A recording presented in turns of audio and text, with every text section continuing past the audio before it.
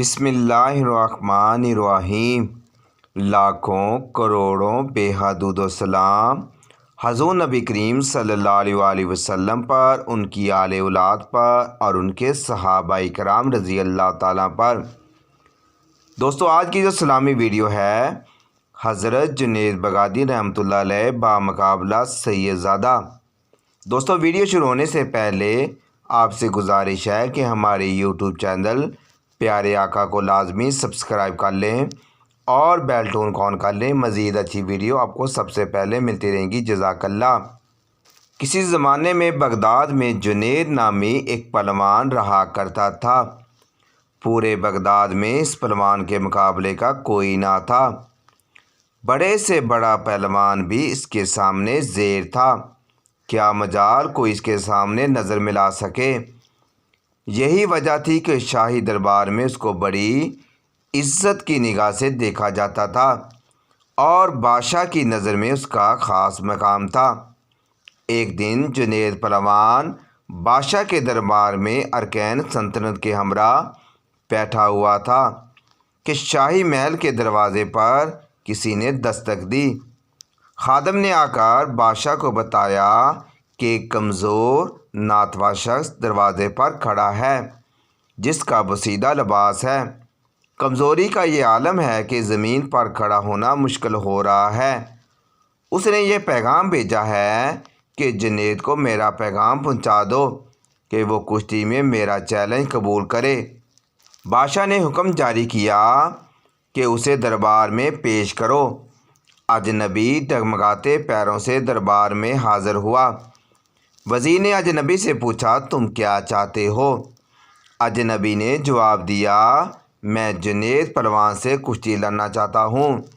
وزیر نے کہا، چھوٹا منہ بڑی بات نہ کرو۔ کیا تمہیں معلوم نہیں کہ جنید کا نام سن کر بڑے بڑے پہلوانوں کا پسینہ آ جاتا ہے؟ پورے شہر میں اس کے مقابلے کا کوئی نہیں، اور تم جیسے کمزور شخص کا جنید سے کشتی لڑنا تمہاری ہلاکت کا سبب بھی ہو سکتا ہے۔ اجنبی نے کہا کہ جنید پہلوان کی شہرت ہی مجھے کھینچ کر لائی ہے، اور میں آپ پر یہ ثابت کر کے دکھاؤں گا کہ جنید کو شکست دینا ممکن ہے۔ میں اپنا انجام جانتا ہوں۔ آپ اس بحث میں نہ پڑیں، بلکہ میرے چیلنج کو قبول کیا جائے۔ یہ تو آنے والا وقت بتائے گا کہ شکست کس کے مقدر ہوتی ہے۔ جنید پہلوان بڑی حیرت سے آنے والے اجنبی کی باتیں سن رہا تھا۔ بادشاہ نے کہا، اگر سمجھانے کے باوجود یہ بضد ہے تو اپنے انجام کا یہ خود ذمہ دار ہے، لہذا اس کا چیلنج قبول کر لیا جائے۔ بادشاہ کا حکم ہوا۔ کچھ ہی دیر کے بعد تاریخ اور جگہ کا اعلان کر دیا گیا اور پورے بغداد میں اس چیلنج کا تہلکہ مچ گیا۔ ہر شخص کی یہ خواہش تھی کہ اس کے مقابلے کو دیکھا جائے۔ تاریخ جوں جوں قریب آتی گئی، لوگوں کا اشتیاق بڑھتا گیا۔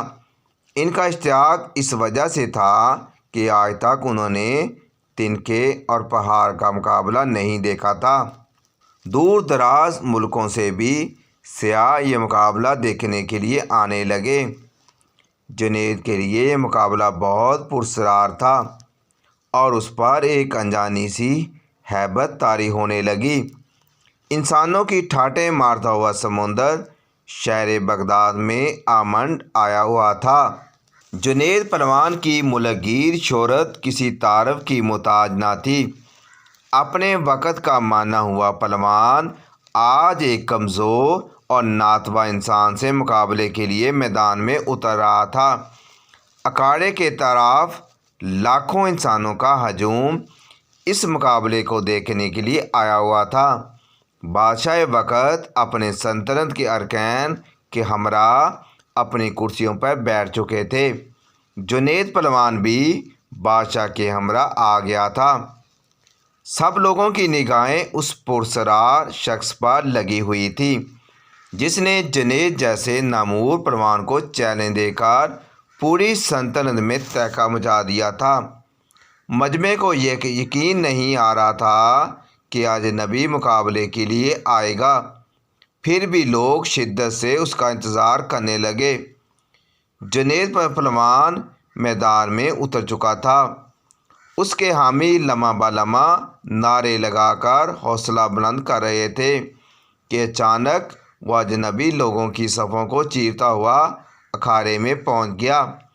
ہر شخص اس کمزور اور ناتواں شخص کو دیکھ کر محو حیرت میں پڑ گیا تھا کہ جو شخص جنید کی ایک پھونک سے اڑ جائے اس کا مقابلہ کرنا دانشمندی نہیں، لیکن اس کے باوجود سارا مجمع دھڑکتے دل کے ساتھ اس کشتی کو دیکھنے لگا۔ کشتی کا آغاز ہوا، دونوں آمنے سامنے ہوئے، ہاتھوں میں ہاتھ ڈالے گئے، پنجہ آزمائی شروع ہوئی۔ اس سے پہلے کہ جنید کوئی داؤ لگا کر اجنبی کو زیر کرتے، اجنبی نے ایسا سے جنید سے کہا، اے جنید، ذرا اپنے کام میں میرے قریب لاؤ، میں آپ سے کچھ کہنا چاہتا ہوں۔ اجنبی کی باتیں سن کر جنید قریب ہوا اور کہا، کیا کہنا چاہتے ہو؟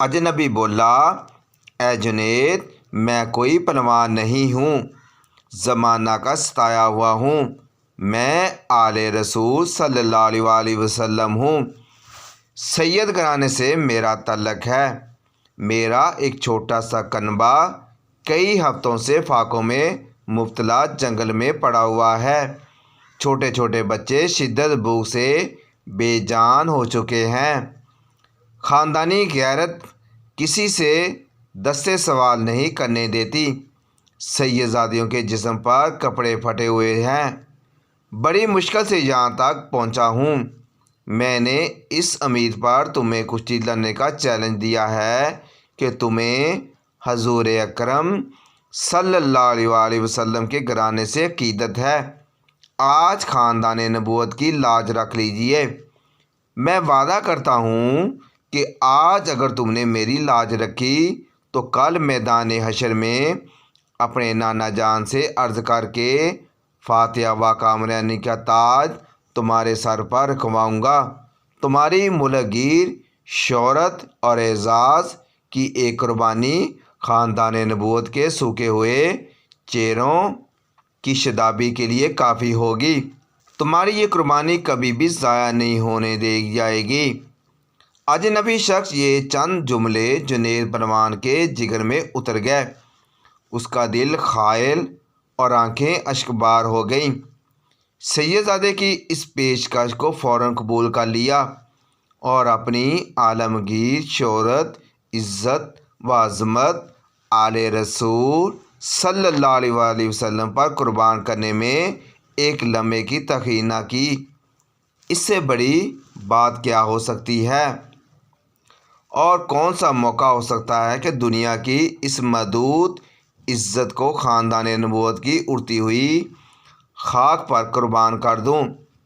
اگر سید گھرانے کی اس مرجھائی ہوئی کلیوں کی شادابی کے لیے میرے جسم کا خون کام آ سکتا ہے تو جسم کا ایک ایک قطرہ تمہاری خوشحالی کے لیے دینے کے لیے تیار ہوں۔ جنید فیصلہ دے چکا ہے، اس کے جسم کی توانائی اب سلب ہو چکی تھی۔ اجنبی شخص سے پنجہ آزمائی کا ظاہری مناظرہ شروع کر دیا گیا۔ کشتی لڑنے کا انداز جاری تھا، پینتریں بدلا جا رہا تھا کہ اچانک جنید نے ایک داؤ لگایا، پورا مجمع جنید کے حق میں نعرے لگاتا ہوا جوش میں خروش بڑھتا گیا، جنید داؤ کے جوہر دکھاتا تو مجمع نعروں سے گونج اٹھتا، دونوں بام گتم گتم ہو گئے، یکایک لوگوں کی پلکیں جھپکیں دھڑکنے لگی تو ایک ناقابل یقین منظر آنکھوں کے سامنے آ گیا، جنید چاروں شانے سے چھت پڑا تھا اور خاندان نبوت کا شہزادے سینے پر آ بیٹھا، فاتحہ کا پرچم بلند کر رہا تھا، پورے مجمع پر سکتہ طاری ہو چکا تھا، حیرت کا طلسم ٹوٹا، پورے مجمع نے سیدزادے کو گود میں اٹھا لیا، میدان کا فاتحہ لوگوں کو سروں پر سے گزر رہا تھا، ہر طرف انعام و اکرام کی بارش ہونے لگی، خاندان نبوت کا یہ شہزادہ بیش با قیمتی انعامات لے کر اپنی پناہ گاہ کی طرف چل دیا۔ اس شخص سے جنید کا وقار لوگوں کے دلوں سے ختم ہو چکا تھا۔ ہر شخص انہیں حقارت سے دیکھتا گزر رہا تھا۔ زندگی بھر لوگوں کے دلوں پر سکہ جمانے والا آج انہی لوگوں کے طعنوں کو سن رہا تھا۔ رات ہو چکی تھی، لوگ اپنے اپنے گھروں کو جا چکے تھے۔ عشاء کی نماز سے فارغ ہو کر جنید اپنے بستر پر لیٹا۔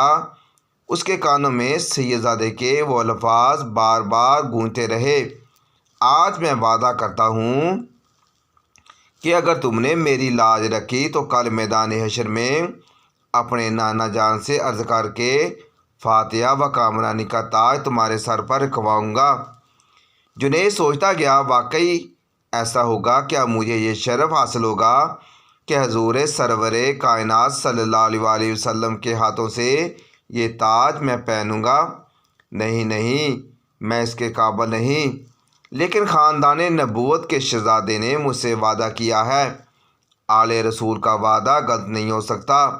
یہ سوچتے سوچتے جنید نیند کی آغوش میں پہنچ چکا تھا۔ نیند میں پہنچتے ہی دنیا کے حجابات نگاہوں کے سامنے سے اٹھ چکے تھے۔ ایک حسین خواب نگاہوں کے سامنے تھا۔ گنبد خضرا کا سبز گنبد نگاہوں کے سامنے جلوہ گر ہوا، جس سے ہر سمت روشنی بکھرنے لگی۔ ایک نورانی ہستی جلوہ فرما ہوئی، جن کے حسن و جمال سے جنید کی آنکھیں خیر ہو گئیں۔ دل کیف سرور میں ڈوب گیا۔ در و دیوار سے آوازیں آنے لگیں، الصلاۃ والسلام علیک یا رسول اللہ۔ جنید سمجھ گیا یہ تو میرے آقا صلی اللہ علیہ وسلم ہیں، جن کا میں کلمہ پڑھتا ہوں۔ فوراً قدموں سے لپٹ گئے۔ حضور اکرم صلی اللہ علیہ وسلم نے فرمایا، اے جنید اٹھو، قیامت سے پہلے اپنی قسمت کی سرفرازی کا نظارہ کرو۔ نبی زادوں کے ناموس کے لیے شکست کی ذلت کا انعام قیامت تک قرض رکھا نہیں جائے گا۔ سر اٹھاؤ، تمہارے لیے فتح و کرامت کی دستار لے کر آیا ہوں۔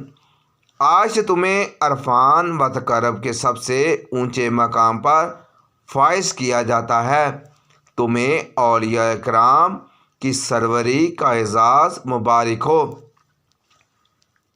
ان کلمات کے بعد حضور سرور کونین حضرت محمد مصطفیٰ صلی اللہ علیہ وسلم نے جنید پروان کو سینے سے لگایا، اور اس موقع پر حضور صلی اللہ علیہ وسلم نے حالت خواب میں جنید کو کیا کچھ عطا کیا، اس کا اندازہ لگانا مشکل ہے۔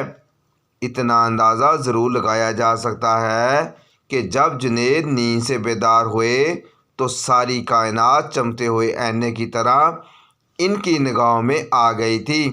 ہر ایک کے دل جنید کے قدموں پر نثار ہو چکے تھے۔ بادشاہ وقت نے اپنا قیمتی تاج سر سے اتار کر ان کے قدموں میں رکھ دیا۔